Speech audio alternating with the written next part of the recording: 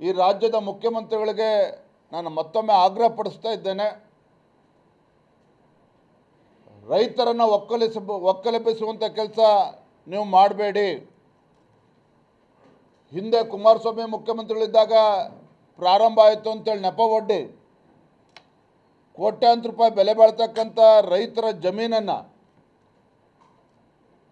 ಕೃಷಿ ಚಟುವಟಿಕೆಗಳಿಗೆ ಯೋಗ್ಯವಾಗಿರ್ತಕ್ಕಂಥ ಜಮೀನನ್ನು ಕಸಿದುಕೊಳ್ತಕ್ಕಂಥ ದುಸ್ಸಾಹಸಕ್ಕೆ ಕೈ ಹಾಕಬೇಡಿ.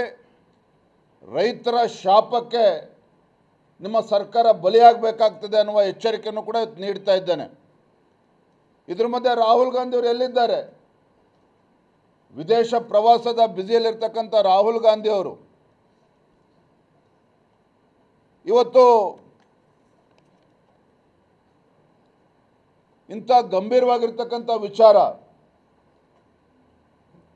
ದೇಶದ ಬೇರೆ ಬೇರೆ ಭಾಗದಲ್ಲಿ, ಪ್ರಪಂಚದ ಬೇರೆ ಬೇರೆ ದೇಶಗಳಲ್ಲಿ ಫೋಟೋ ಆಫ್ ಮಾಡ್ತಕ್ಕಂಥ ರಾಹುಲ್ ಗಾಂಧಿ ಅವರು ಹಿಂದೆ ಭಾರತ್ ಜೋಡೋ ಯಾತ್ರೆನೂ ಕೂಡ ಮಾಡಿದರು. ಹಾಗಾಗಿ ಮಾನ್ಯ ರಾಹುಲ್ ಗಾಂಧಿ ಅವ್ರಿಗೂ ಕೂಡ ತಮ್ಮ ಮುಖೇನ ನಾನು ವಿನಂತಿ ಮಾಡ್ತೇನೆ, ನಿಮ್ಮ ರಾಜ್ಯ ಸರ್ಕಾರ, ನಿಮ್ಮ ಮುಖ್ಯಮಂತ್ರಿಗಳ ಧೋರಣೆಯನ್ನು ನೀವು ಕೂಡ ಖಂಡಿಸಬೇಕು.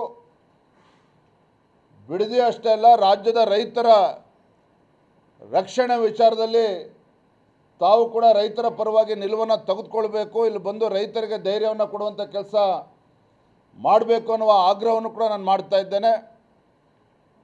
ನಾಳೆಯ ದಿನ ಭಾಜಪದ ನಮ್ಮೆಲ್ಲ ಸಂಸದರು, ಶಾಸಕರು, ವಿಧಾನ ಪರಿಷತ್ ಸದಸ್ಯರು, ಹಿಂದಿನ ಎಲ್ಲ ಚುನಾಯಿತ ಪ್ರತಿನಿಧಿಗಳು ಇವರೆಲ್ಲರ ನೇತೃತ್ವದಲ್ಲಿ ಬೆಂಗಳೂರಿನ ಫ್ರೀಡಂ ಪಾರ್ಕ್ನಲ್ಲಿ ಕಾಂಗ್ರೆಸ್ ಸರ್ಕಾರದ ಈ ರೈತ ವಿರೋಧಿ ಧೋರಣೆ ವಿರುದ್ಧ ಬೃಹತ್ ಪ್ರತಿಭಟನೆಯನ್ನು ಕೂಡ ನಾಳೆ ದಿನ ಹಮ್ಮಿಕೊಂಡಿದ್ದೇವೆ.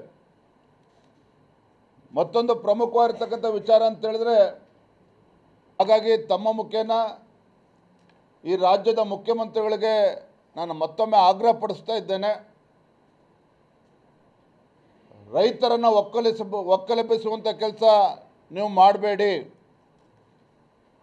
ಹಿಂದೆ ಕುಮಾರಸ್ವಾಮಿ ಮುಖ್ಯಮಂತ್ರಿಗಳಿದ್ದಾಗ ಪ್ರಾರಂಭ ಆಯಿತು ಅಂತೇಳಿ ನೆಪ ಒಡ್ಡಿ ಕೋಟ್ಯಾಂತರ ರೂಪಾಯಿ ಬೆಲೆ ಬಾಳ್ತಕ್ಕಂಥ ರೈತರ ಜಮೀನನ್ನು ಕೃಷಿ ಚಟುವಟಿಕೆಗಳಿಗೆ ಯೋಗ್ಯವಾಗಿರ್ತಕ್ಕಂಥ ಜಮೀನನ್ನು ಕಸಿದುಕೊಳ್ತಕ್ಕಂಥ ದುಸ್ಸಾಹಸಕ್ಕೆ ಕೈ ಹಾಕಬೇಡಿ. ರೈತರ ಶಾಪಕ್ಕೆ ನಿಮ್ಮ ಸರ್ಕಾರ ಬಲಿಯಾಗಬೇಕಾಗ್ತದೆ ಅನ್ನುವ ಎಚ್ಚರಿಕೆಯನ್ನು ಕೂಡ ನೀಡ್ತಾ ಇದ್ದೇನೆ. ಇದ್ರ ಮಧ್ಯೆ ರಾಹುಲ್ ಗಾಂಧಿ ಅವರು